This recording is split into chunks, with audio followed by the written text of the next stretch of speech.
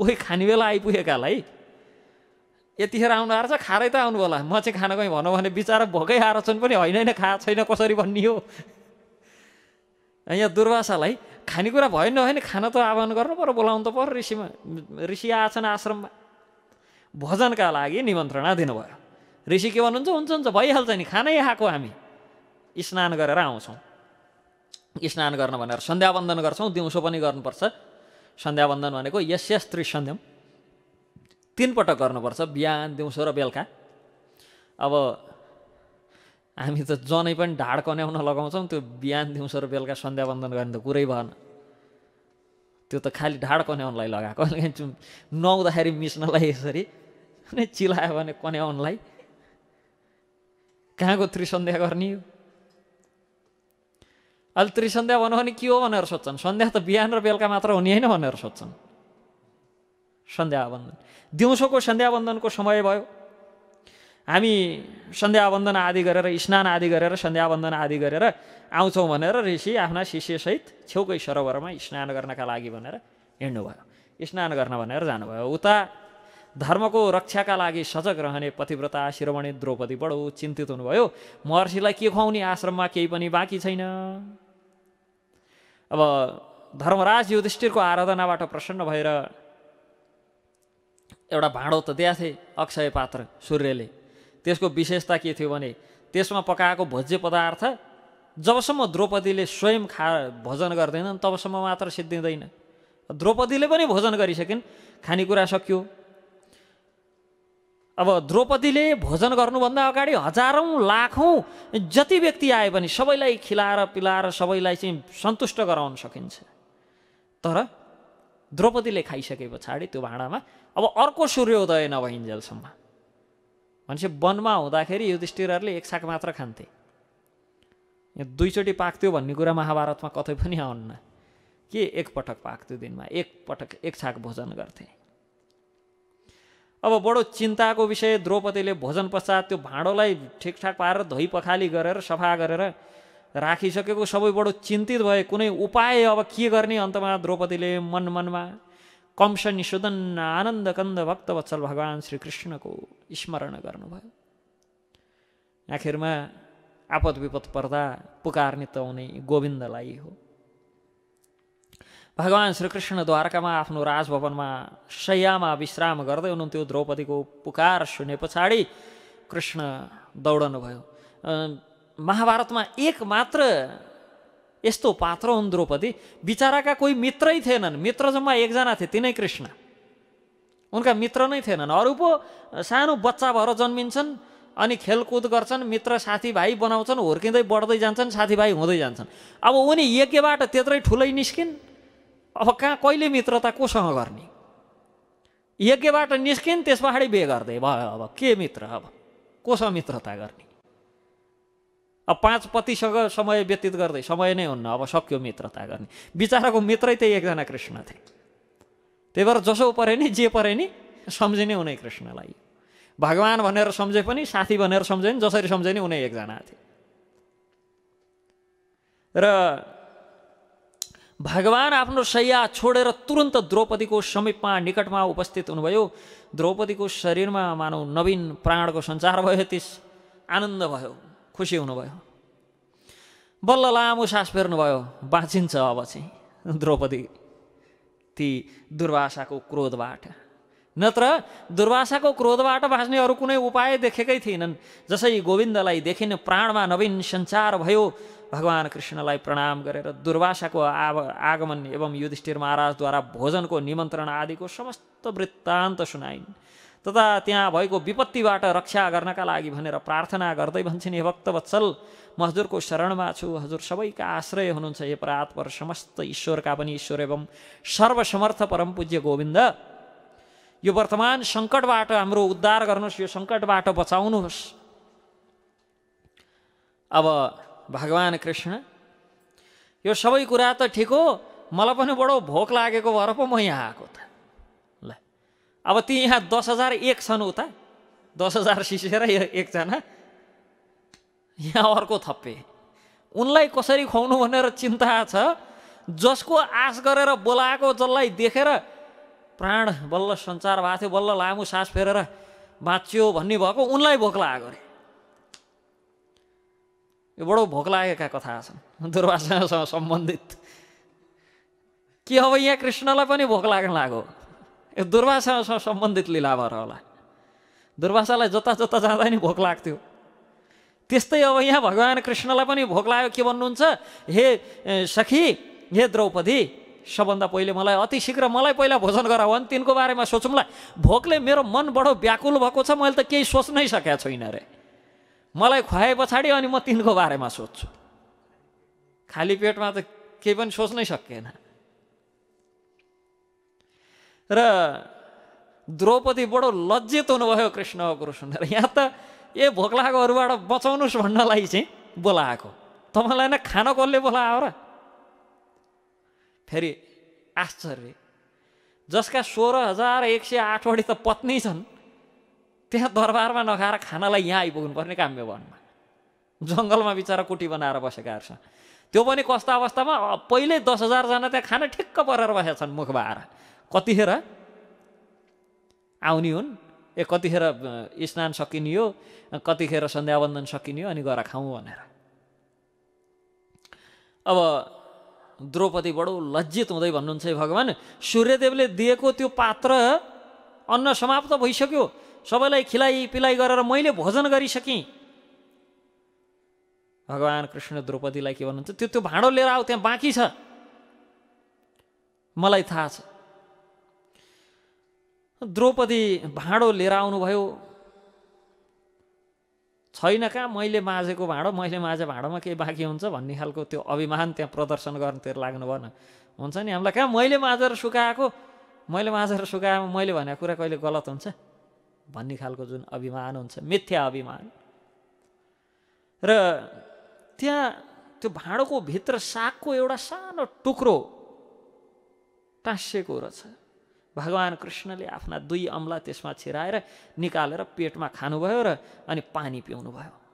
पेटभर पानी पिएपछि ढ्याउ गरेर डकार्नु भयो।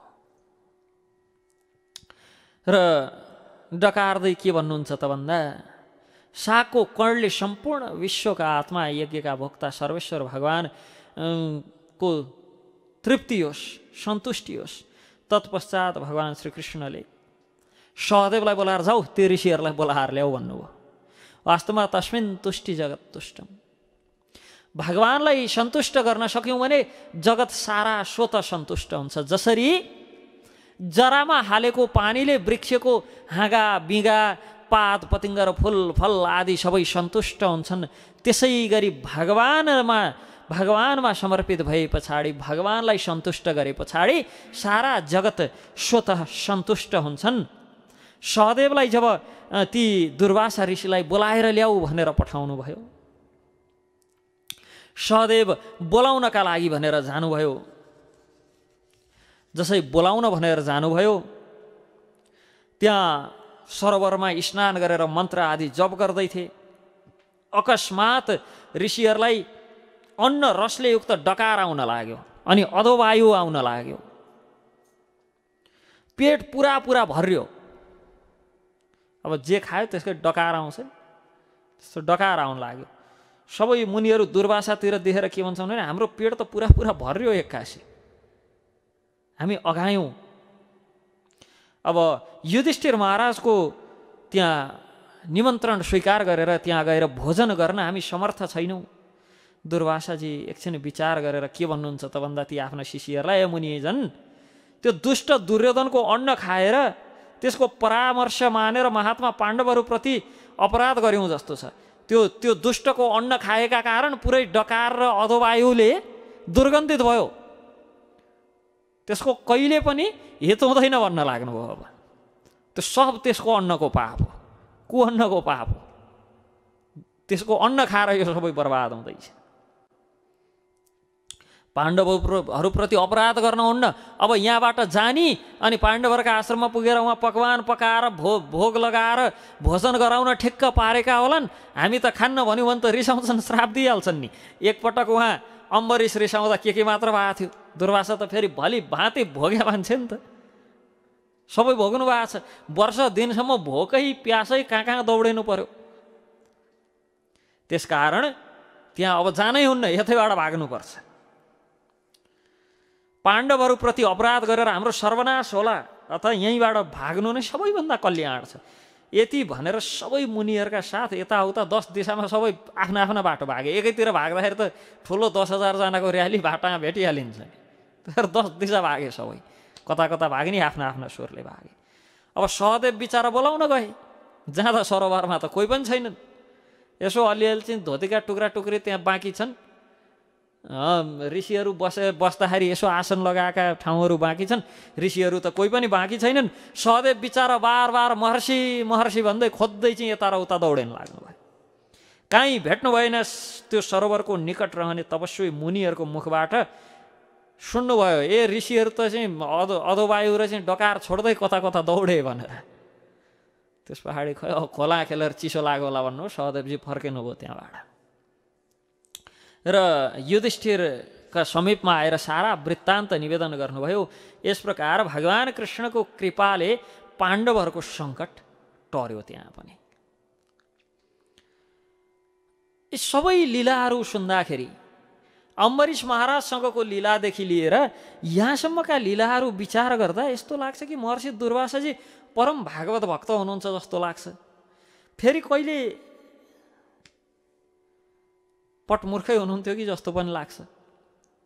अनि कहिले ज्ञानी तथा योगीहरूबाट भक्तको श्रेष्ठता प्रतिपादन गर्नका लागि भिन्न भिन्न प्रकारका अद्भुत उपायहरूको अवलम्बन गर्नुहुन्छ कि भन्ने पनि लाग्छ। साधारण व्यक्तिहरूका लागि वास्तवमा सहजतापूर्वक बुझ्ने खालको लीला कुनै पनि छैनन् दुर्वासाका। जति लीलाहरू छन् बडो बुझ्न कठिन छन्। कहाँ भगवानको त्यो सुन्दरता, भगवानको त्यो माधुर्यताको रस आस्वादन गरेर पुरा पुरा पागल जस्तो भएका दुर्वासा, अनि कहाँ राधा कृष्णको युगल लीलाका लागि सहायता गर्ने दुर्वासा, कहाँ राधा तन्त्र आदि जस्ता ग्रन्थहरूमा श्रीमती राधा रानीको महिमा गान गर्ने दुर्वासा। जसरी भगवान शिवजीले सारा तन्त्रहरूमा श्रीमती राधिकाजीको, श्री राधा रानीको पावन चरित्रको व्याख्या गर्नुहुन्छ र कस प्रकार वास्तवमा जीवले भक्ति नै स्वयं श्रीकृष्णको भन्दा पनि श्री राधिकाजीको गर्नुपर्छ भनेर प्रतिपादित गर्नुहुन्छ सिद्धान्त। बिल्कुल त्यही सिद्धान्त समान बोल्ने दुर्वासा, जहाँ दुर्वासाले के निराकरण गर्नुहुन्छ भन्दा विभिन्न तन्त्रहरूमा कि श्री राधाको नाम बिना कृष्ण नाम लिनु अधुरो हुन्छ। वास्तवमा भक्ति गर्नु छ भने श्रीकृष्णको होइन श्रीमती राधिकाको गर्नुपर्छ, किनभने श्रीकृष्ण त पूर्णतया श्री राधाको अधीनस्थ छन्। अन्यथा जब भगवान कृष्ण अनेक उठपट्याङ लीला गर्नुहुन्छ। एक समयको कुरा हो, वत्सासुर जो वाच्छोको स्वरूप धारण गरेर आएको असुर थियो, भगवानले दुईटा खुट्टा समातेर बडो बेगले घुमाएर भैँमा पछारिदिनु भयो, प्राण पखेरु उड्यो वाच्छोको। अब असुर नै भए पनि वाच्छोको स्वरूप धारण गरेर आए पछाडि त गोवंश त भयो। अनि राधा रानी भगवान कृष्णलाई के भन्नुहुन्छ कि गोवंशको वध गरेका कारण, वत्सासुरको वध गरेका कारण, त्यो वाच्छोलाई मारेका कारण कृष्ण तिमीलाई अपराध लाग्छ, तिमीलाई पाप लाग्छ र त्यो पापबाट मोचन हुने हो भने, त्यो अपराधबाट मोचन हुने हो भने सारा पृथ्वीमा रहेका सबै तीर्थस्थलहरूमा, पवित्र नदीहरूमा गएर स्नान गर्नु, अनि मात्र त्यो पाप पखालिन्छ। भगवान पनि के कम बडो बेगले भैँमा लात्ती हान्नुभयो, अनि पोखरी जस्तो भयो, सारा नदीहरूलाई आवाहन गर्नुभयो। गङ्गा, यमुना, गोदावरी, सरस्वती, नर्मदा, सिन्धु, कावेरी, सारा नदीहरूलाई त्यहीँ आवाहन गर्नुभयो। अनि ती सबै नदीहरू त्यहाँ प्रवेश गरे अनि भित्र छिरेर स्नान गर्नुभयो। अनि त्यहाँ स्नान गर्दै के भन्नुहुन्छ त, अब मैले त मेरो पाप पखालेँ, तर तिमीहरूले त्यो असुरको पक्षमा लागेर म जस्तो बिचारा धर्मात्मालाई दोषारोपण गरेका कारण अब त्यो पापको भागीदार तिमीहरू भयो। त्यो पापबाट पखालिन यहाँ आओ, मेरो सरोवरमा स्नान गर भनेको राधारानी। त्यो तिमीले स्नान गरेर त्यो जल सबै अपवित्र भयो, म स्नान गर्दैन भन्नुहुन्छ।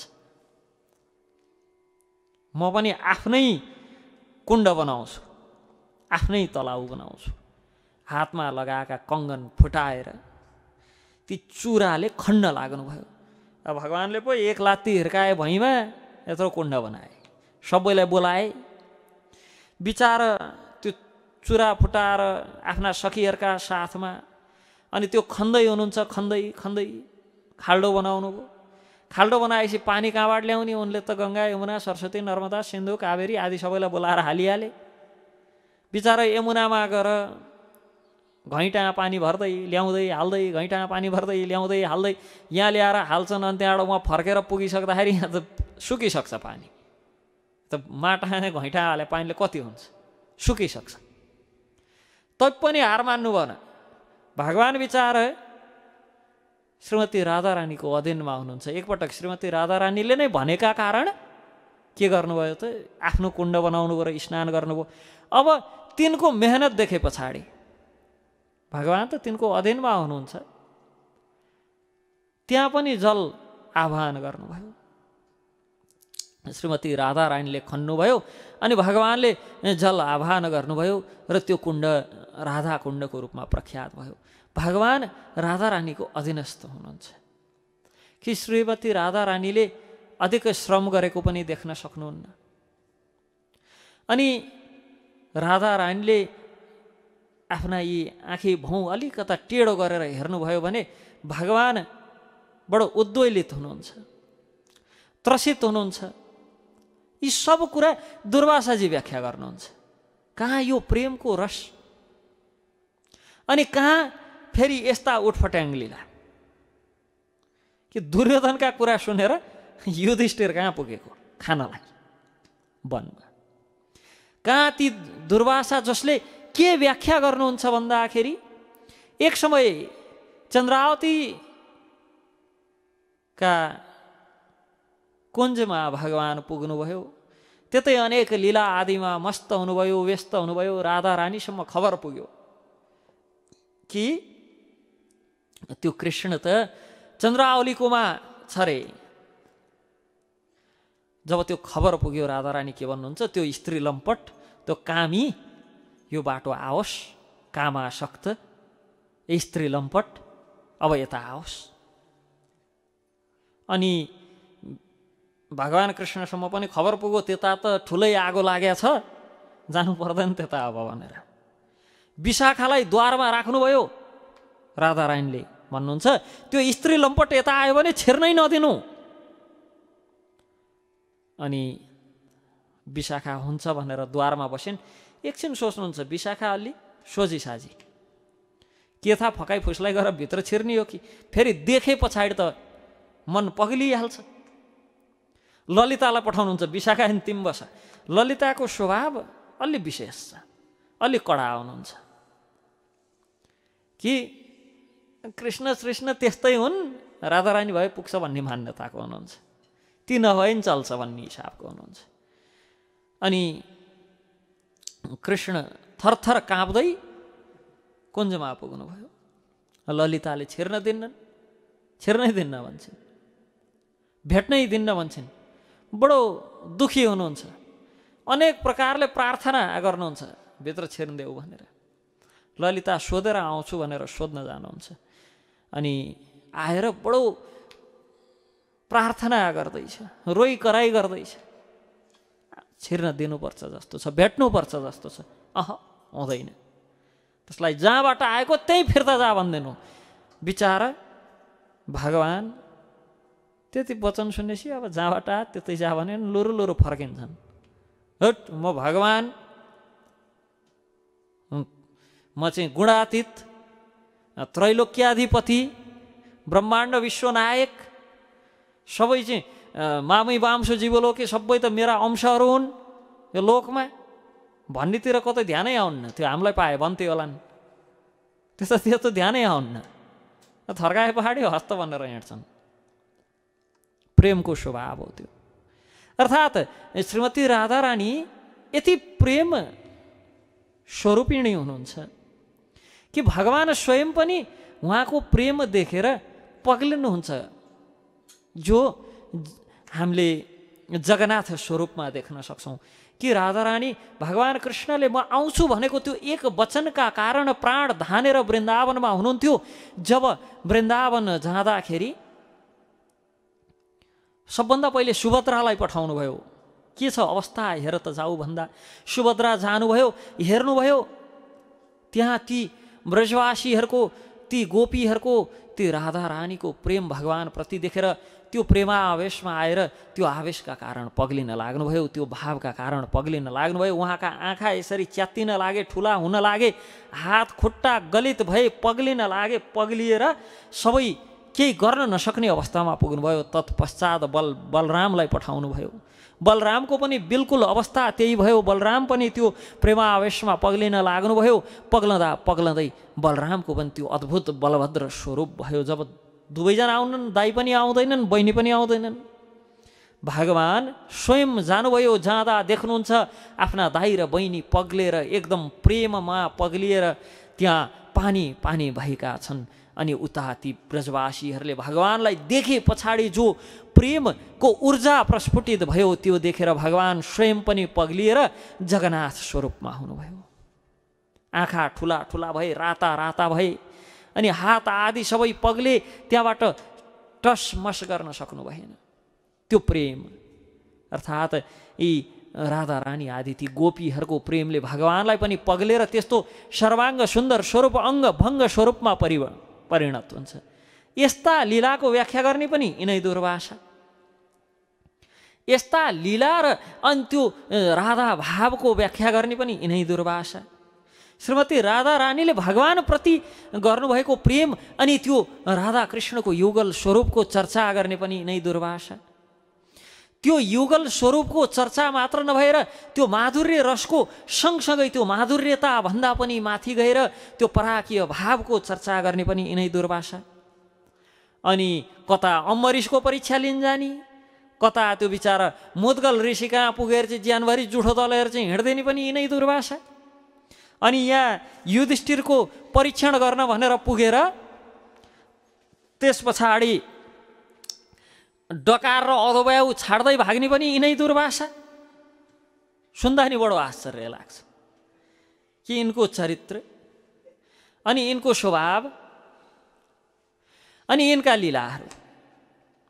यस प्रकार दुर्वासाका दिव्य लीलाहरूको सम्बन्धमा